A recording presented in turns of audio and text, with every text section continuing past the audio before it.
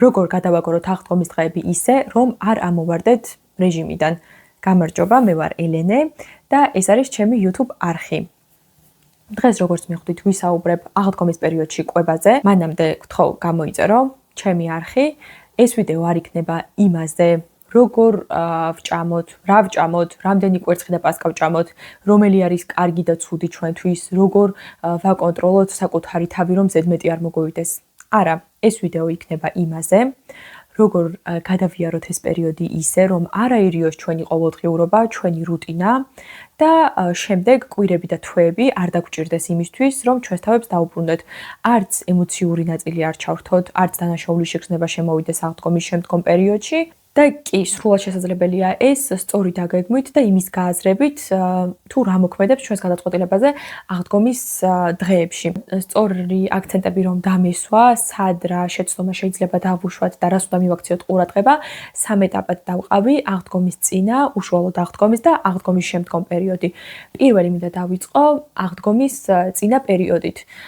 და კი, სწორედ ამ დროს ვუწყვეტ ჩვენს მომავალ მეს რა გადაწყვეტილებას მიიღებს აღდგომაზე, როდესაც სუფრასთან დაჯდება და აღდგომის შემდგომ პერიოდში, როდესაც დანაშაულის შეგრძნება უნდა შემოვიდეს ან არ უნდა შემოვიდეს. როგორ მოქმედებს აღდგომის წინა პერიოდი იმაზე, თუ ჩვენ რა შევჭამთ სუფრასთან, 5 ცალ კვერცხს, 3 ცალ პასკას, 4 ცალ ხაჭაპურს თუ მთელ ქვაბ ჩაქაფულს. პირდაპირ აღდგომების წინა პერიოდში დაწესებული შეზღუდვები გვაგდებს დიეტის ციკლში. რაში მდგომარეობს ეს შეზღუდვები? ვეუბნებით ჩვენსთან, რომ ვჭამოთ ნაკლები, ვჭამოთ დაბალკალორიული, ნაკლები ტკბილი მივიღოთ, იმიტომ რომ კვირის ბოლოს ისედაც გველოდება დიდი რაოდენობით პასკები.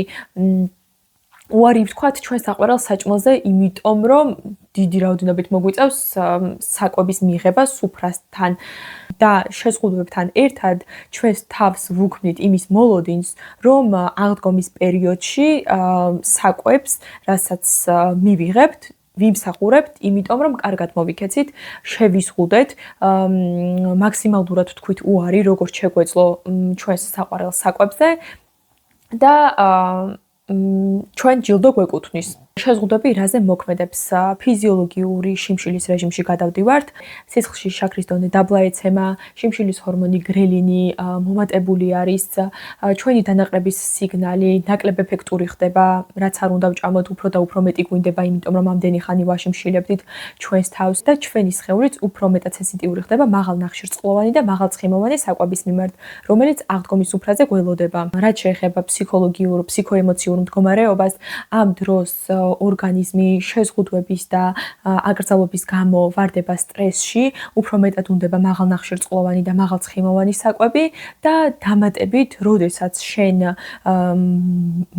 ფოკუსირებული ხარ შეზღუდვაზე კონკრეტული ტიპის საკვების, უფრო მეტად ფიქრობ მასზე. როდესაც ცდილობ რომ არ იმფიქრო ვარდისფერ სპილოზე, მხოლოდ და მხოლოდ ამ ვარდისფერ სპილოზე გეფიქრება. სწორედ ეს ხდება, როდესაც უკრძალავ შენს თავს რომ ჭამო ის ტკბილი, ჭამო ის რაღაც გემრიელი საჭმელი ამ წინა პერიოდში უფრო და უფრო მეტად გინდება და როდესაც რეალობის წინაშე აღმოჩნდები და სუფრასთან გადავსებული არის სწორედ მსგავსი ტიპის საჭმელი, იმაზე მეტს ჭამ, ვიდრე საერთოდ მანამდე შეჭამდი ნორმალურ მდგომარეობაში. რა ხდება ახლა უკვე აღდგომის პერიოდში? ჯდები სუფრასთან და წინ კიდევს ჩაქაფული, პასკა, კვერცხი, ხაჭაპური, ლორი, თონისპური და გგონია რომ ეს საკვები არის პრობლემა, მაგრამ ეს საკვები არ არის პრობლემა, აქ მნიშვნელოვანია ის მდგომარეობა, რა მდგომარეობაშიც იღებ შენ ამ საკვებს. და ამ დროს შენ იმყოფები ფიზიოლოგიური შიმშილის და ფსიქოლოგიური შეზღუდვის მდგომარეობაში. შენი სხეულისთვის და შენი ტვინისთვის ეს არის იდეალური ჯილდო, მაღალ ნახშირწყლოვანი და მაღალცხიმოვანი, რომელსაც ამდენი ხანი ელოდა და წინა პერიოდში შენ უზღუდავდი. როდესაც ხედავს სუფრასთან ამდენ პროდუქტს, შენი ტვინი ფიქრობს, რომ როგორც იქნა საჭმელი, როგორც იქნა, მივიღებ იმას, რაც ამდენი ხანი მინდოდა და მიკრძალავდნენ და იწყებ უკონტროლო კვებას. და რა არის ამის ნიშნები? პირველი სწრაფად ჭამა, მეორე შემდეგ უკმაზე ფიქრობ უკვე, როდესაც ერთს ღეჭავ, ან შემდეგ ნაჭერ პასკაზე ფიქრობ, გინდა თუ არ გინდა, როდესაც ჯერ ერთი გაქვს მხოლოდ გადმოღებული და მესამე თითქოს კონტროლი გაქვს დაკარგული საკუთარ თავზე, საკუთარ სხეულზე, საკუთარ არჩევანზე. მაგრამ ეს არ არის შენი ბრალი, არც უსტი ხარ, არც უნებისყოფო არ ხარ, უბრალოდ შენს სხეულს და შენს გონებას წინასწარ შეუქმენი ეს პირობა, რომ უნდა მოქცეულიყო მსგავსად უკონტროლოთ და რა უნდა გავაკეთოთ ამ დროს შეზღუდვა გამოსავალი არ არის ან პასკის აწონვა ან კალორიების დაცვა ჩაწერა ან მხოლოდ ერთი ნაჭერი ხაჭაპური ან კუთხის მოტეხვა რომ ზედმეტი კალორია არ მივიღოთ ისევ და ისევ მარტივი გამოსავალი წინასწარ შევამზადოთ ჩვენი თავი რომ გველოდება მაღალკალორიული პროდუქტები სუფრასთან და ვეცადოთ რომ ავაწყოთ დაბალანსებული თებში სადაც იქნება ცილაც, ცხიმიც, ნახშირწყალიც იყოს იქ ცხოველური ცილები, ცხიმებიც მათ შორის, ნახშირწყლები, ბოსტნეული შემოვიტანოთ ცოტა გასახალისებლად, ჩაქაფული იდეალური ვარიანტია, რომელშიც არის ცილაც, ცხიმიც და ნახშირწყლებიც მწვანილეული, დიდი რაოდენობით და გემოს და ვიტამინების ბუკეტი არის. მათ შორის არ გამოვტოვოთ პასკაც, ხაჭაპურით. ასეთ შემთხვევაში შეგვიძლია ყურადღება მივაქციოთ პორციებს. დავღეჭოთ ნელა, დავაკვირდეთ ჩვენს ორგანიზმს, ვართ დანაყრებულები თუ არ ვართ.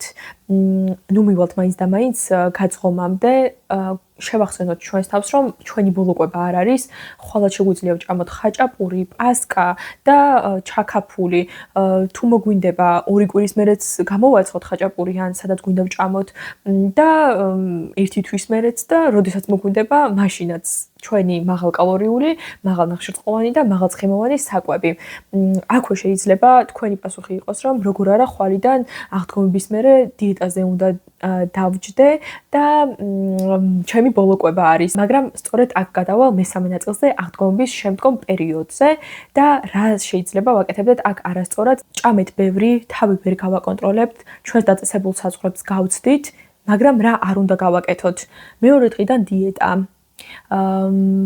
ვარჯიში, იმიტომ რომ კალორიები დაწვა, კალორიების დათვლა, დეტოქსი, მინიმალური საკვები, საჭმლის გამოტოვება, სამჯერადი კვებიდან ორჯერადზე გადასვლა, საუზმის არ მიღება, ნაკლებ კალორიული საკვების მიღება. არავითარ შემთხვევაში, სწორედ ამ დროს და მსგავსი მიდგომებით ყალიბდება ორშაბათიდან ვიწყებთ მენტალიტეტი და ისევ ვარდებით დიეტის ციკლში. ახალი წლების დიეტის ციკლი ერთი გამოვიარეთ და აქედან თავის დასაღწევად დაგვჭირდა კვირები ან თვეები და ეხლა აღდგომის შემდგომ პერიოდი ისევ შეიძლება იყოს ჩვენი დიეტის ციკლის ერთ-ერთი მაპროვოცირებელი წყარო. რეალურად რაც დაგეხმარება არის რეგულარული კვება, როგორც აქამდე იკვებებოდი 3ჯერადად, 2ჯერადად, ჩვენთვის ნორმალური რაც იყო. ჩვეულებრივად საყვარელი საკვების მიღება, ტკბილეულის მიღება, თუნდაც იგივე პასკის ჭამა, ხაჭაპურის ჭამა, თონის პურის ჭამა, ჩაქაფულის სანამ არ დამთავრდება ისევ და ისევ ჭამა და ეს ყველაფერი საკუთარი თავის დასჯის და დანაშაულის შეგრძნების გარეშე. ამ დროს ორგანიზმს არ სჭირდება ისედაც დიდი რაოდენობით მაღალნახშირწყლოვანი და მაღალცხიმოვანი საკვების მიღების შემდეგ, როდესაც სტრესში არის ჩავარდნილი, არ სჭირდება კიდევ უფრო მეტად განტვირთვა, დეტოქსი, რაღაც გაწმენდა. არა, პირიქით, მას სჭირდება რეგულარულობა, რაც მისი ნორმალური მდგომარეობა იყო აქამდე. გვახსოვდეს, რომ აღდგომის დღეები კი არ გვაკარგვინებს კონტროლს, არამედ წინასწარ შექმნილი არასწორი მოლოდინები და შეზღუდვები, რომელსაც საკუთარ თავს ვუწესებთ. სულ ეს იყო, რაც მინდოდა დღევანდელ ვიდეოში მეთქვა. იმედი მაქვს გამოგადგებათ ჩემი რჩევები. მადლობა ყურებისთვის და არ დაგავიწყდეთ ჩემი არხის გამოწერა.